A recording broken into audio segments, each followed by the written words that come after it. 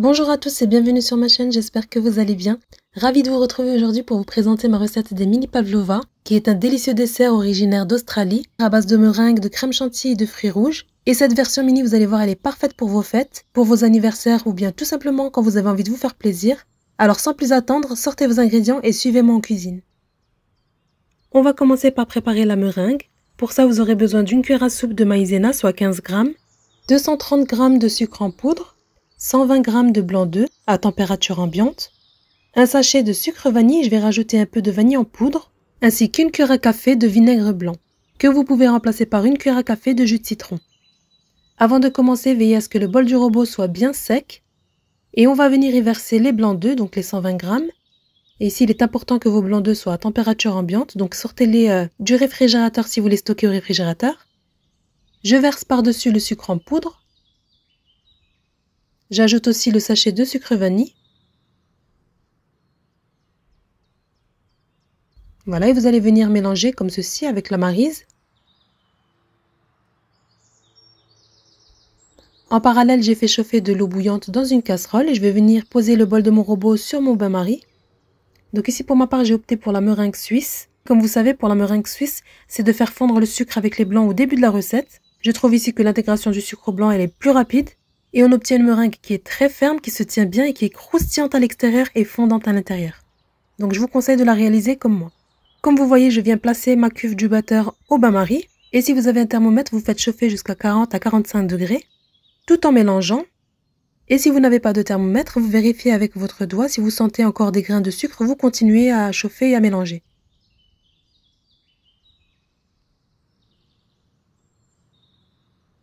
Une fois qu'il n'y a plus de grains de sucre dans vos blancs, vous placez la cuve du robot au batteur. À cet instant, j'ajoute encore un peu de vanille en poudre. Donc ici, c'est facultatif.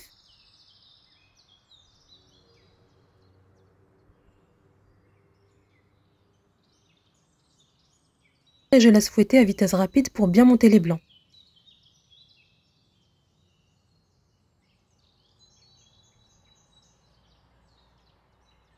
En parallèle, vous préparez votre plaque recouverte d'un papier sulfurisé. Et ici, pour obtenir des meringues de la même taille, à l'aide d'un cercle, vous allez venir tracer des cercles sur votre papier sulfurisé. Vous retournez la feuille et vous la placez sur votre plaque. Et vous allez pouvoir pocher par-dessus. Une fois avoir obtenu des blancs bien serrés avec une texture bien ferme comme ceci, vous allez incorporer la maïzena, donc la cuillère à soupe. Donc ici, je le passe au tamis pour éviter les grumeaux.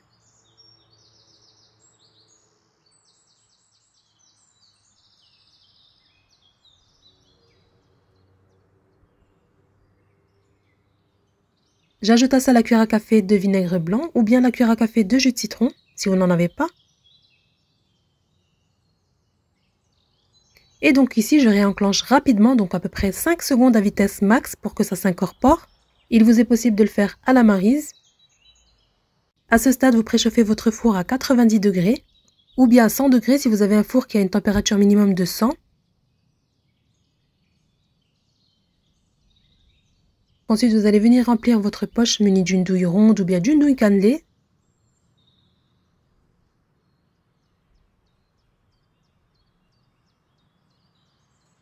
Voilà, donc ici, je vais venir mettre un peu de meringue aux 4 coins de ma plaque pour que la feuille ne bouge pas.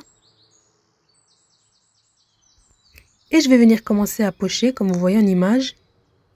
Je commence par le centre et je vais venir former une spirale. Et une fois avoir obtenu le diamètre désiré, vous allez remonter sur les bords en faisant 2 tours. Et voilà, comme vous voyez en image, on essaye de garder un large trou au centre pour pouvoir les garnir de crème tout à l'heure.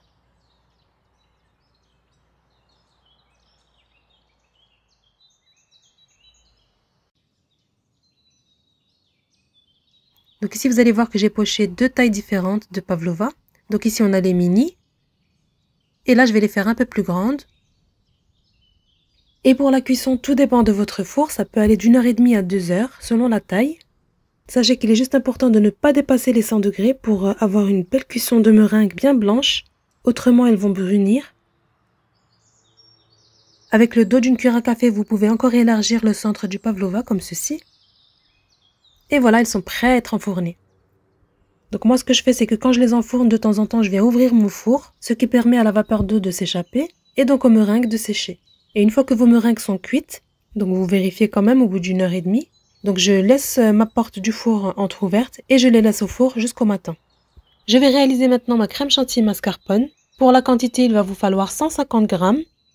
J'ajoute à ça 30 g de sucre glace, ainsi que 250 g de crème liquide entière à 30% de matière grasse. Voilà, donc comme vous voyez, moi je mets tout en même temps. Je vais commencer par monter ma crème et ensuite j'ajouterai un peu de vanille liquide, l'équivalent d'une demi-cuillère à café. Voilà, donc une fois que vous avez bien monté votre crème et qu'elle se tient bien, j'ajoute ma vanille liquide et je continue de fouetter. Donc ici, faites attention à ne pas trop fouetter quand même pour éviter que votre crème ne tourne au beurre. Et une fois que c'est fait, vous transvasez la crème dans une poche munie d'une douille et on passe au dressage. Donc ici, j'ai choisi de décorer mes pavlovas avec un mélange de fruits rouges. Donc ici, j'ai des framboises, des myrtilles ainsi que des fraises. Et voilà, pour les deux tailles différentes, j'en ai réalisé des petites et des plus grandes.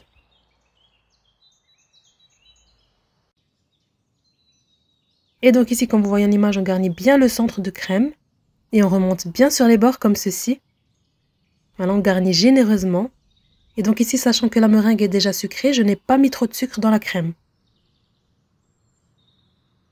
Cette recette est facile à suivre, donc même si vous êtes débutant en pâtisserie, vous pouvez la réaliser sans difficulté. Une recette idéale pour liquider vos blancs d'œufs. Et voilà, donc ensuite je viens décorer de fraises, de framboises et de myrtilles. Si vous n'êtes pas encore abonné à ma chaîne, je vous invite à le faire en cliquant sur la cloche de notification pour être alerté lorsque je poste une nouvelle recette.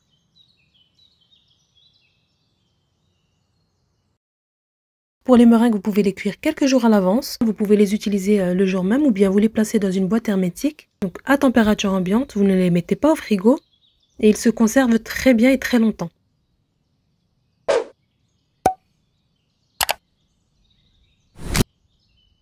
Et voilà, j'espère que vous avez apprécié ces délicieuses mini pavlova aux fruits rouges.